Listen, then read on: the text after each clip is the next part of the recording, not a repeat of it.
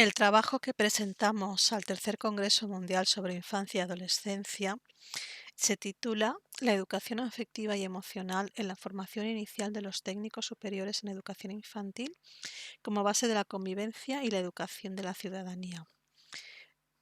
Son autoras María del Pilar Martínez Agut y Ana Monzó Martínez del Departamento de Teoría de la Educación de la Facultad de Filosofía y Ciencias de la Educación de la Universidad de Valencia.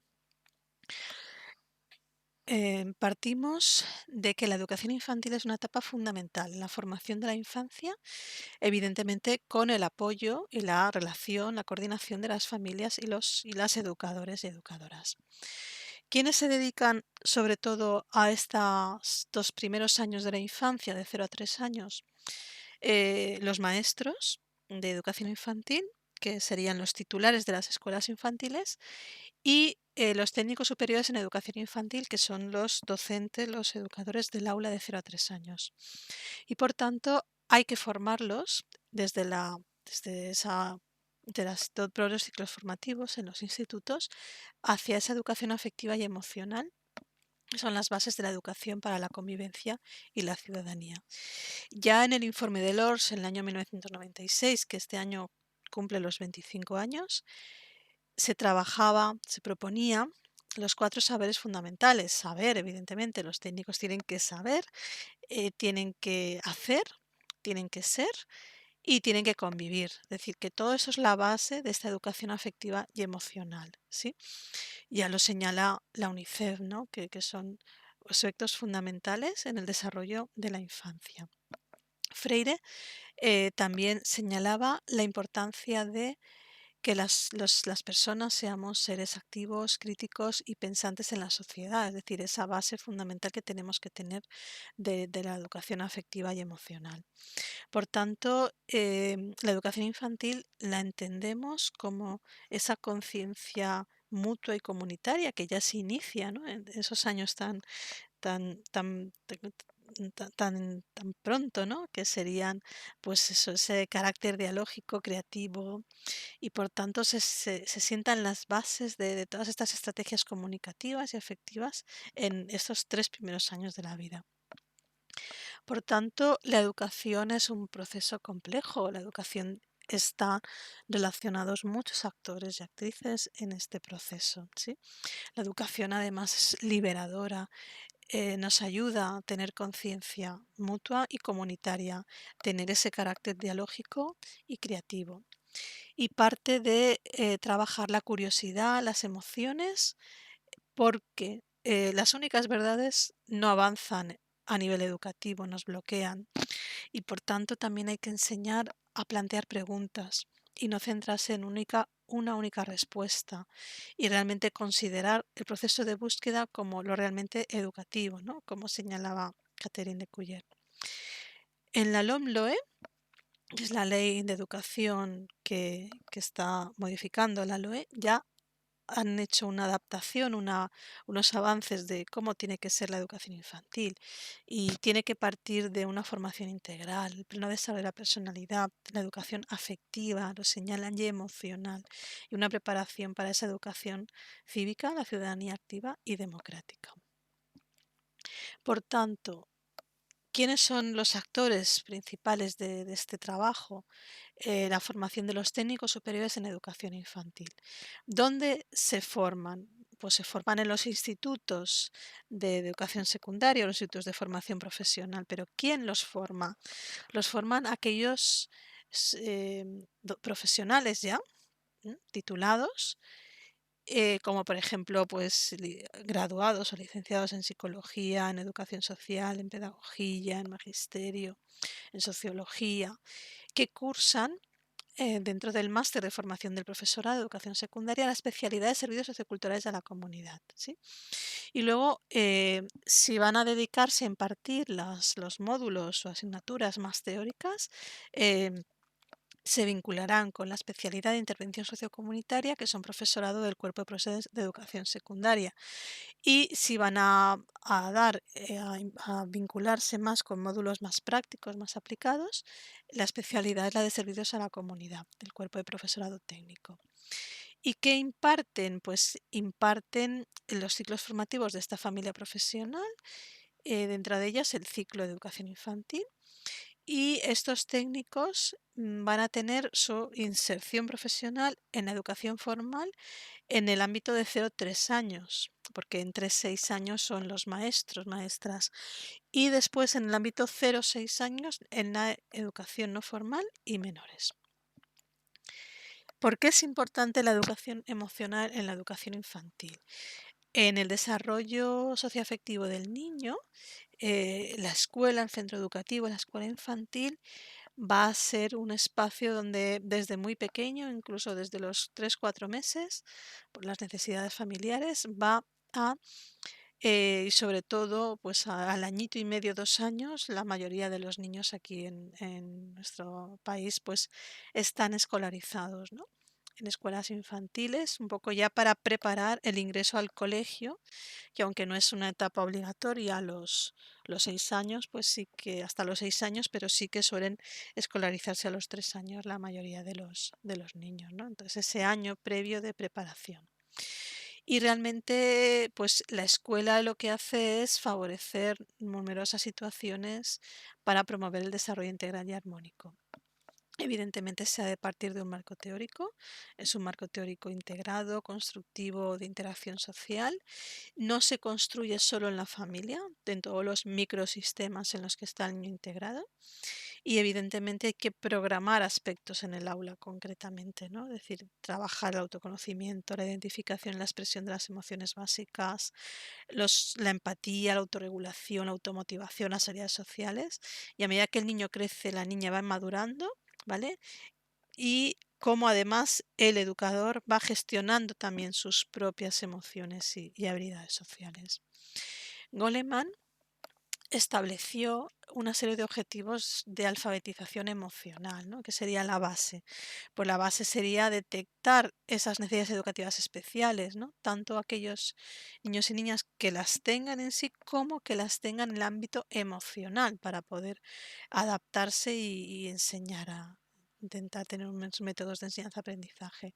Es muy importante ayudar a identificar las emociones y reconocerlas en otros niños y niñas y adultos, ¿no? A través de juegos, de la interacción, preguntándoles por las emociones, qué sentís, ¿vale? Poner palabras, ahora estoy contento, ahora estoy triste, lo que les pasa. Ayudar a gestionar y modular las emociones que surgen, resolver los conflictos. Tener una visión positiva del mundo, una actitud proactiva, una buena tolerancia a la frustración, porque así vas madurando, vas teniendo autonomía y vas gestionando los conflictos. Enseñar a manejar los conflictos interpersonales y a prevenirlos a través de programas de mediación escolar. ¿Y con qué metodologías? Pues a través de la música, los títeres, el juego, el cuento, el arte, siempre partiendo de un clima de afecto y seguridad. A nivel legal, ¿cuál ha sido la evolución de la educación infantil en los últimos años en nuestro país? Pues nos iríamos a la LOE, a la Ley Orgánica de Educación, en la que regula como etapa propia desde el nacimiento hasta los 6 años y con un carácter voluntario, como hemos dicho. La finalidad, ¿cuál es? Contribuir al desarrollo físico, afectivo, social, intelectual de los niños y niñas hasta los 6 años, con esa cooperación tan importante que se tiene que tener con la familia. La educación infantil en nuestro país se divide en dos ciclos, de 0-3, como hemos dicho, la atención está relacionada con estos técnicos y tenemos nosotros en nuestra comunidad autónoma un decreto propio de desarrollo del currículo y, y a partir de ahí ya los centros docentes lo concretan las propuestas y luego ya en el aula el docente, el educador, la educadora acaba de concretar según los niños que tengan. Y luego ya el segundo ciclo pues sería aquel que está dedicado para los maestros y maestras, ¿sí? Eh, en esa ley de educación del año 2006, la LOE, se modificó por la LOMCE, ¿vale? Pero la LOMCE no afectó a la educación infantil, los aspectos que en general, que como etapa, y la LOMCE se deroga con la LOMLOE, con la Ley Orgánica 3 del 2020. Luego, en estos momentos, las dos leyes de educación que están en vigor es la LOE y la LOMLOE en nuestro país en 2020. ¿Quiénes que serían? Tampoco hay un cambio sustancial de la educación infantil, sino que se aportan aspectos que tenemos que tener en cuenta, ¿no? Como ese respeto a la cultura de la infancia que aparece en la Convención de los Derechos del Niño, los requisitos mínimos que tienen que cumplir los centros, trabajar esa identidad propia que tiene que tener este ciclo formativo. Como tal, la importancia que tiene que tener la educación infantil.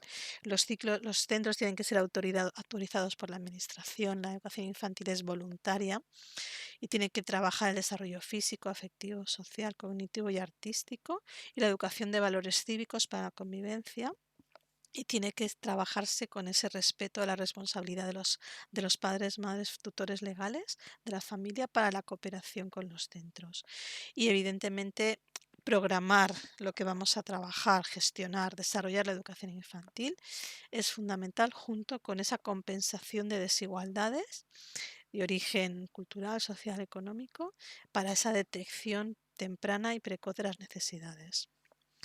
¿Qué objetivos se establecen en la educación infantil? Una serie de objetivos basados en capacidades para conocer su cuerpo, observar el entorno, adquirir autonomía, desarrollar capacidades afectivas, relacionarse con los demás, desarrollar habilidades comunicativas, iniciarse en habilidades lógico-matemáticas, en las normas sociales, sobre todo para la igualdad de género.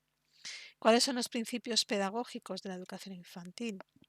Pues esa ordenación en dos ciclos y ese carácter pedagógico que tienen que tener, ¿no?